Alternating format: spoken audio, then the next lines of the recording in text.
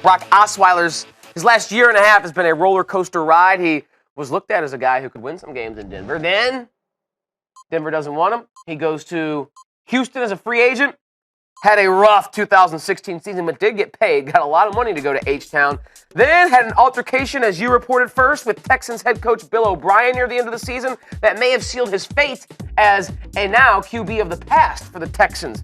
His bad play, that incident, his big-time salary, they dealt, did the Texans, Brock Osweiler to the Cleveland Browns. B-Mac, what is his future in the NFL? Because it doesn't appear that the Browns acquired him to be their quarterback. Yeah. They acquired him so they could get a nice little second-round pick in 2018 alongside that, and they either want to trade him or release him outright. So what do you think he's going to be doing with his NFL future? Is there an NFL future? Yeah, there is an NFL future. I think the biggest question is, will he be a starter or a backup? Because, for his entire career early on, he was a backup until he got the opportunity. He made the most of his opportunity. But based on what you just said, Tyler, the Cleveland Browns they did not make this trade happen because of Brock. It was more because of an unknown second rounder in 2018. Right. So they were willing to eat up some of his salary just to get a second rounder with no intent on trying to use him as a quarterback on their team.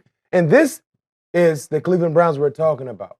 We're not talking about the New Orleans Saints. We're not talking about the New England Patriots, the Pittsburgh Steelers, the New York Giants, where they're in a great place at the starting quarterback position. Absolutely. The Cleveland Browns, there's so much uncertainty at that position, and they still do not want anything to do with Brock.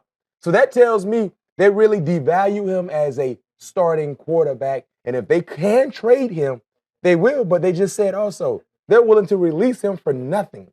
So it's about the situation. We haven't seen a lot. Granted, he started the majority of 2017, but we're still a bit unsure about what type of player he is. We felt more comfortable with Kirk Cousins when he made that transition to be a starting quarterback compared to the comfort level with Brock. And that's saying a lot. Mm-hmm.